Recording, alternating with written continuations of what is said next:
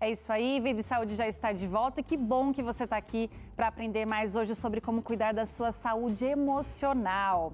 Você, em algum momento, quando saiu de um relacionamento, percebeu que ele deixou marcas na sua vida? Ou até mesmo quando você iniciou outra fase, sentiu que as marcas deixadas ainda eram muito fortes?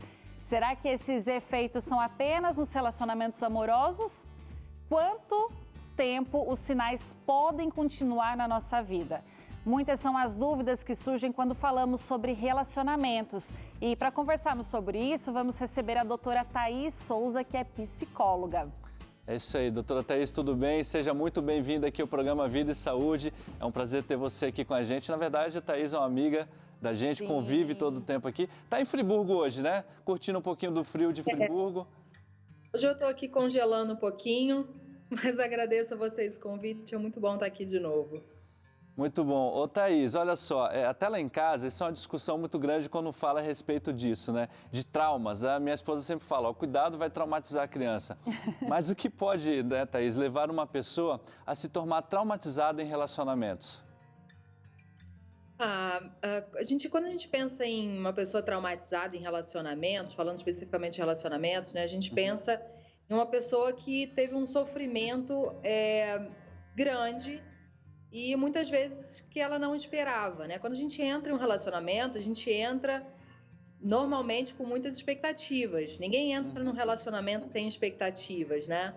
Então, quando essas expectativas são muito frustradas, quando a gente se envolve afetivamente com uma pessoa e de repente acontece um término abrupto, então acontecendo alguma coisa que eu não esperava, né? Trauma é o que a gente, alguma coisa que a gente passa e que seria natural da gente se sentir de determinada forma e a gente não sente, né? Ou sente pouco, né? Ou coloca para baixo do tapete. Então, às vezes, nos relacionamentos, a gente acaba passando por situações que a gente vai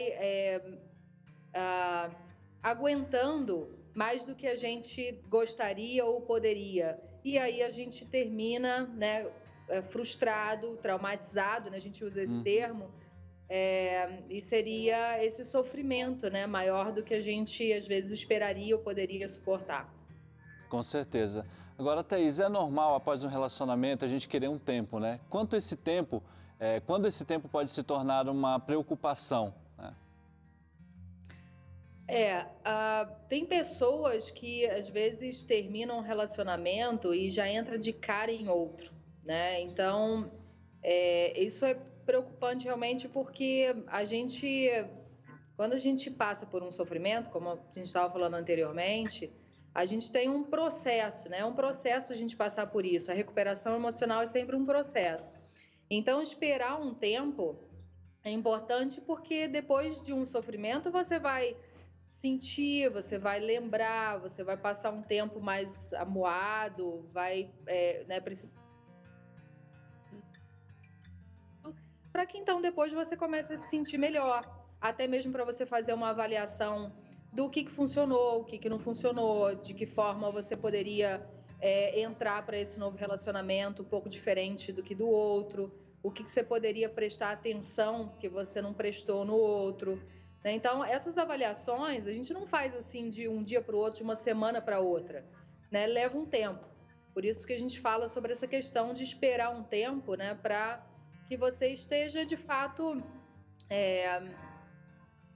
conseguindo entrar num novo relacionamento diferente, sem que somente você espere encontrar uma pessoa diferente, né? Mas que você também entre de maneira diferente para esse relacionamento. Então, esse tempo é importante para isso. Thaís, e acaba que é um aprendizado para a gente, né? Mesmo que as coisas aconteçam de uma forma que a gente não gostaria, mas fica um aprendizado até para o próximo relacionamento. Agora, eu queria saber quais são as fases de uma pessoa traumatizada, como que ela pode passar? A gente tem até aqui umas pessoas segurando os corações meio partidos, passaram por problemas difíceis aqui no relacionamento, e a gente vai começar a revelar algumas dessas fases que podem ter prejudicado. Já peguei aqui, Flavinha, e eu quero até agradecer a produção que sempre trabalha. Cara, vocês fazem coisas fantásticas aqui, olha, parabéns à produção. Mais uma dinâmica bem feitinha aqui, viu? Ixi, olha isso aqui. Boicotar, Thaís, como isso pode prejudicar essa fase? Às vezes, sim, às vezes com o medo de entrar em um novo relacionamento que traga sofrimento, a gente pode até se aproximar de uma pessoa que seja legal, que seja interessante, que eu esteja gostando, que eu estou conseguindo ser quem eu sou. Mas aí, de repente, eu me afasto dessa pessoa, ou seja, eu boicoto aquele relacionamento, né? Me auto-saboto. E autossabotagem é sempre uma forma da gente evitar um sofrimento que não necessariamente existiria, mas que a gente imagina que poderia existir, né? Então, o lado negativo disso é que você nunca acaba tendo coragem de enfrentar uma coisa que pode ser muito boa para você, né? Um novo relacionamento pode ser muito bom. E não tendo essa coragem, você entra nesse ciclo de boicote e que acaba te afastando de um objetivo que você pode ter, né? De ter um novo relacionamento legal. Muito bom, Flavinha. Tem mais aqui uma fase aqui, mais um coração partido. Vamos ver o que nos revela dessa vez. Olha isso aqui, catastrofizar. Tem isso também, Thaís? Nossa, às vezes a gente faz muito isso, né? De catastrofizar no sentido de imaginar que o pior sempre vai acontecer. Então, você começa ou nem começa a se relacionar com alguém porque você está pensando no que de pior pode acontecer. Ele pode terminar comigo de novo, ele pode me trair de novo ou ela, né? Então, esse esperar que sempre o pior aconteça nos afasta de coisas que podem ser muito boas pra gente, relacionamentos bons, relacionamentos saudáveis, né? Então, quando a gente começa a prestar atenção nisso que a gente está fazendo, né? Caramba, eu estou catastrofizando o tempo todo, né? Imaginando sempre o pior. Então, deixa eu olhar aqui para essa realidade, né? Quem é essa pessoa? O que eu posso ter de bom nesse relacionamento? O que está acontecendo que está funcionando? Então, eu paro de catastrofizar para olhar para a realidade, que não vai ser o tempo todo ruim. Nossa, mas pensando assim, deve ser difícil, né, para uma pessoa que passou por um relacionamento, está traumatizada, ainda conseguir avaliar, porque às vezes ela fica meio cega, né, não consegue perceber o que está se passando. Tem mais aí, Tiago? Flavinha, tá cheio de gente de coração partido aqui, tá, viu? Né? Que triste. Vamos ver aqui o próximo. Ixi, olha, tem isso ainda nessa nova fase, o cinismo. Esse cinismo leva a gente a ironizar ou a ser sarcástico, né, com relação ao amor, com relação ao relacionamento. Então, são aquelas frases, né? Nossa, que ridículo aqueles dois juntos. Nossa, eu nunca ficaria com essa pessoa e eu sei que amor não dura mesmo, né? Então, a gente começa a colocar como crenças a inexistência do amor, né? A inexistência de um relacionamento que possa ser legal, como uma maneira de se proteger de novo do sofrimento, né? Mas fazendo isso, de novo, a gente está se afastando de uma possibilidade real do amor ser uma coisa possível e boa, né? Então, de novo, é importante a gente... E às vezes, Flávia, você falou essa questão de que às vezes a gente está tão envolvido nisso que a gente não percebe, e às vezes quem vai fazer a gente perceber é alguém de perto mesmo, né? Um amigo que está percebendo você agir assim fala, poxa, você já percebeu, né, que você está ironizando o tempo todo, está catastrofizando, né, está se boicotando. Nossa, então é bom às vezes dar ouvido, né, para a família que percebe, os amigos, porque se a gente está mesmo cega nessa situação ou traumatizada, acaba perdendo às vezes a oportunidade de se relacionar com alguém legal por conta dessa visão trágica, né, dos relacionamentos. Mas isso é legal, Flavinha, essa questão que a Thaís colocou, é sempre alguém que está perto, mas está de fora, que consegue avaliar, né, essa ideia do macro. Porque até às vezes a família falando, a gente pode falar, ai, nada a ver, né, tá viajando, mas às vezes um amigo pode ter mais poder nisso. Olha aqui, uma outra, ruminação. Ruminação é quando a gente fica relembrando, ressentindo, né, falando sobre o tempo todo, né, do que aconteceu no outro relacionamento. Então, a gente vive do passado, né, quando a gente rumina. E claro que quando a gente passa por um sofrimento, vai ter o momento mesmo de você falar, pensar, sentir, com mais frequência, né, durante mais tempo, porque é o processo natural. Mas chega um momento em que a gente precisa parar e ver, poxa, peraí, o que mais tem? O que mais na minha vida está acontecendo, né? O que que eu posso, para o que eu posso olhar além disso que aconteceu e que eu estou trazendo aqui para o meu presente o tempo todo? Então, esse é um exercício também que a gente pode fazer para que a gente não fique vivendo do passado, né, e fazendo do nosso presente um eterno sofrimento pelo que aconteceu. Ô, Thaís, olha só, você falou aí de um tempo, né? Que às vezes a pessoa até entra num outro relacionamento e fica, é porque eu sofri aquilo, foi assim, foi assado. Existe um tempo, assim, para a pessoa passar por essa fase, se restabelecer emocionalmente, alguns meses ou anos, ou quando que a gente pode perceber que isso é um distúrbio, sabe? Que a pessoa não está conseguindo superar. Qual que é o tempo saudável, assim, para isso e quando começa a ser preocupante, na verdade? Uhum. As pessoas têm velocidades diferentes, né, de processar um término, por exemplo, um sofrimento, uma emoção. Então, alguns autores, alguns pesquisadores de relacionamento falam entre 3 e 4 meses como um tempo normal, natural. Não gosto da palavra normal, mas natural, mais comum, né, de alguém passar por esse processo, né? Mas, como eu disse, as pessoas têm velocidade diferente. Eu acho que o que mais indica que a pessoa esteja preparada, né, para um novo relacionamento, tenha passado por esse tempo, seja mais os pensamentos que ela ainda está tendo sobre aquilo do que o próprio tempo em si. Né? Então, ela está ainda ruminando muito, ela ainda está falando muito sobre aquilo, ela está fazendo generalizações, né, de que todo homem é igual, toda mulher é igual. Então, imagino que isso seja mais um fator, né, para a gente pensar em passou por esse tempo, está preparado ou não, do que o tempo em si. Ô, Thaís, até assim, tem muitos especialistas, né, quando falam de luto, no caso, a perda de alguém, a gente está falando de relacionamento, mas só para exemplificar, eles falam a importância da pessoa viver esse luto, né, ela vivenciar esse luto, porque vai fazer parte de todo o processo de cura, né. No caso do relacionamento também, esse tempo, sei lá, aí, como você colocou, uns 4 meses, que a pessoa vai sofrer um pouco, isso serve também como processo de cura para ela? É importante, né, para isso? Sim, com certeza. As nossas perdas de relacionamento, né, luto não é só com relação à morte, né?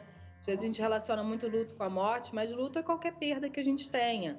E durante esse processo de luto, a gente passa pela não aceitação, né? Nossa, eu não aceito que isso aconteceu, né? Que é a negação. A gente passa por um período de raiva. Nossa, eu estou morrendo de raiva dessa pessoa, com vontade de me vingar, né? De fazer alguma coisa. A gente passa pela tristeza, a gente passa pela barganha. Não, mas se eu fizesse isso, ia dar certo, né? Então a gente fica meio que fantasiando. E depois vem a aceitação. Então, não necessariamente nessa ordem certinha, mas a gente passa por esses períodos e por isso que é um processo, né? Que você não vai viver isso em um dia só, em uma semana e pronto, acabou. Se bem que hoje a gente tem, na nossa sociedade, né? A gente tem corrido mais para esse lado de, deixa eu acelerar a coisa aqui, porque a vida anda. Mas quando a gente pensa em recuperação emocional, a coisa não é tão rápida assim. Para algumas pessoas mais, outras menos, mas não é tão rápido assim, né? Com certeza. Vamos ver mais uma fase então, Flavinha, de pessoas traumatizadas. Vou pegar aqui, olha, quase que abriu já. Já revelou. Isso. Vamos lá, qual que seria esse? E olha, entrar já idealizar um relacionamento diferente, né? Você vê que esse é um sinal bem diferente dos outros, porque os outros acabam afastando a gente do novo relacionamento. E esse daí é algo que também pode acontecer, mas no sentido contrário, né? De que você pensa, bom, o outro relacionamento foi muito ruim, então esse vai ser perfeito. Então você já entra com muitas expectativas, né? Entra às vezes se doando muito afetivamente para essa pessoa, né? Para esse relacionamento, como uma maneira de fazer com que tudo aconteça da melhor forma possível. E isso é perigoso porque às vezes a gente coloca, então, nesse relacionamento, nessa pessoa, uma responsabilidade pela nossa felicidade maior do que é da outra pessoa e maior do que é desse relacionamento, né? uma pessoa deve entrar na nossa vida como uma parceira na nossa felicidade, não como a responsável pela nossa felicidade. E quando a gente idealiza, de certa forma, a gente pode colocar essa pessoa, esse relacionamento nesse lugar. Poxa, super importante esses pontos, né? Quando você for pensar num relacionamento ou numa situação nova, assim, para se envolver com alguém, muito bacana poder analisar isso daqui. Eu estava vendo a imagem aqui no retorno, quando eu pego o quadro aberto, com todos esses pontos, tudo começa a fazer muito mais sentido, né, Flavinha? Sim. Thaís, olha outra aqui que a gente tem, é a antecipação. Será que sofrer antes de se relacionar, já começa a imaginar um monte de coisa que vai acontecer, vou sofrer, vou ser feliz, como que é?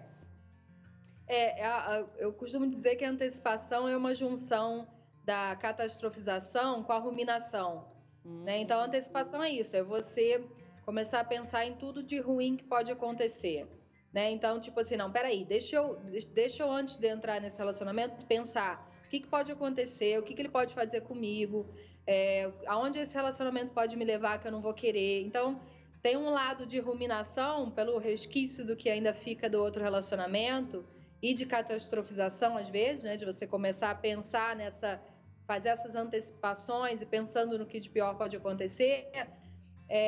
E eu costumo dizer assim, que a antecipação ela tem um lado positivo até, que é de você realmente avaliar, ter um filtro antes de entrar para um relacionamento, até idealizando ele, né?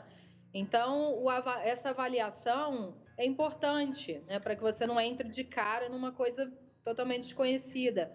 Mas, de certa forma, algumas pessoas tendem a ficar, a entrar no relacionamento apenas se sentir que está 100% sob controle, de que sabe exatamente aonde vai chegar. A gente não sabe, né? Não sabe porque a vida, o relacionamento, né, ele é dinâmico.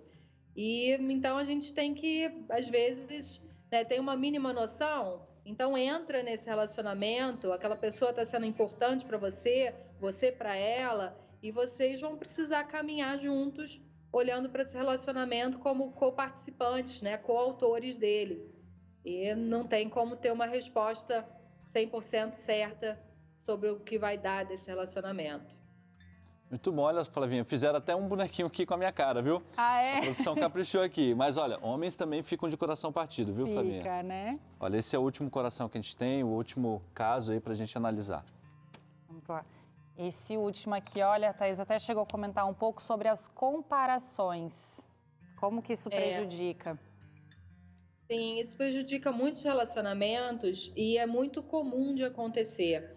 A gente começa a se relacionar com alguém e a gente, de certa forma, faz comparações com amores antigos. Isso é preocupante porque, às vezes, como eu falei no início do programa, né, a gente entra para relacionamentos com muitas expectativas e muitas expectativas são irreais. Então, algumas impressões que a gente pode ter ficado de relacionamentos passados são impressão de que aquela pessoa seria ideal para mim, impressão de que ela era melhor para mim, por mais que tenha terminado. Então, a gente fazendo essas comparações de, nossa, ele não está sendo como o outro, ele não é tão estudioso, ela não é tão, sei lá, bonita, né? Então, a gente fazendo essas comparações, a gente fica numa posição de estar em um relacionamento, mas trazendo sempre outra pessoa para o meio desse relacionamento. E isso acaba sendo, de certa forma, não genuíno, né? Porque quando a gente está com alguém, é importante que a gente pense, espera aí, quem que é essa pessoa? Quem que ela pode ser para mim? Quem que ela é? Né? Quem eu sou aqui também? Né? Imagina se a pessoa que estivesse com a gente ficasse comparando a gente sempre com outra, né? Então, é algo injusto. Porque nem eu, nem outra pessoa vai poder ser qualquer outra sem ser nós mesmos. Então, quando a gente percebe essas comparações, uma pergunta importante para a gente se fazer é: se eu não comparasse essa pessoa com alguém e se eu a considerasse como ela é, o que eu acho dela? Né? Por que eu tô com ela? O que ela tem de bom? O que é verdadeiro nela e que eu admiro? E que para mim faz sentido estar com ela. Então, assim, a gente se coloca, de fato, nesse relacionamento né, com mais verdades e com mais realidade. Muito bom, Thaís. Olha só, a gente conseguiu passar por diversos pontos aqui dos traumas, mas quando uma pessoa que tem um trauma, Thaís, consegue perceber que ela está com trauma e ela precisa de ajuda, né? E qual a importância até de procurar uma ajuda de um especialista, alguém que vai ajudar essa pessoa a passar por esse luto, né? Como você bem falou. É importante que essa pessoa, quando ela começar a perceber esses sinais, né? Até esses que a gente comentou, de que está sendo difícil para ela passar por esse luto do relacionamento, é importante ela começar a pensar quais formas de ajuda ela pode ter, né? Claro que ela pode procurar um profissional para isso, mas algumas pessoas também conseguem, ao começarem a perceber isso que elas estão fazendo com elas mesmas, a mudarem, a terem outros comportamentos, outras atitudes. Às vezes a pessoa que nos ajuda, como a gente falou aqui também no programa, pode ser uma pessoa bem próxima e que nos conheça e que começa a colocar a gente mais a par dessa realidade que a gente está sentindo, né? E passando. Mas muitas vezes a gente sente que a gente vai patinando, né? Pessoas que vão, a gente fala de luto prolongado, né? Quando em alguma situação os meses vão se passando, né? E 5, 6, 7 meses, 1 ano, e eu ainda estou sentindo de forma muito intensa aquilo tudo. Então, quando isso acontece, é importante que a pessoa busque um profissional, né, um psicólogo, que poderá ajudá-la a perceber algumas coisas que ela pode não estar percebendo e ajudá-la a pensar de uma maneira que a coloque na vida de forma mais saudável. Que legal, olha só, né? Você de casa, se identificou com algum desses pontos, procura ajuda, converse com algum amigo que você se sente mais à vontade ou com alguém da sua família. Mas é importante fazer essa avaliação para não ficar passando por esse processo traumatizada, né? Thaís, olha, muito obrigada pela sua participação aqui, por essa conversa, que com certeza vai ajudar muitas pessoas a fazerem essa análise aí da vida. E se o pessoal de casa quiser acompanhar mais o seu trabalho, é só acessar lá o Instagram, né? @psicologiaemcasa. É isso mesmo, Thaís? Isso. Pode entrar em contato comigo lá, vai ser um prazer a gente trocar algumas ideias. Tá bom, Thaís. Muito obrigada mais uma vez. Obrigada a vocês, um beijo. Obrigado, Thaís. Um abraço aí para toda a família. Vocês estão em Friburgo. Um abraço para o Luquinha, para o Theo, todo mundo ali aproveitando as férias na casa do vovô. Olha só. E no próximo bloco a gente tem claramente com o Dr. César Vasconcelos. Ele vai falar sobre a relação entre esclerose e a saúde emocional. E ainda tem receita, viu? Uma receita que vai fazer você ficar com água na boca. Uma receita, uma torta delícia. Vida e Saúde volta daqui a pouquinho.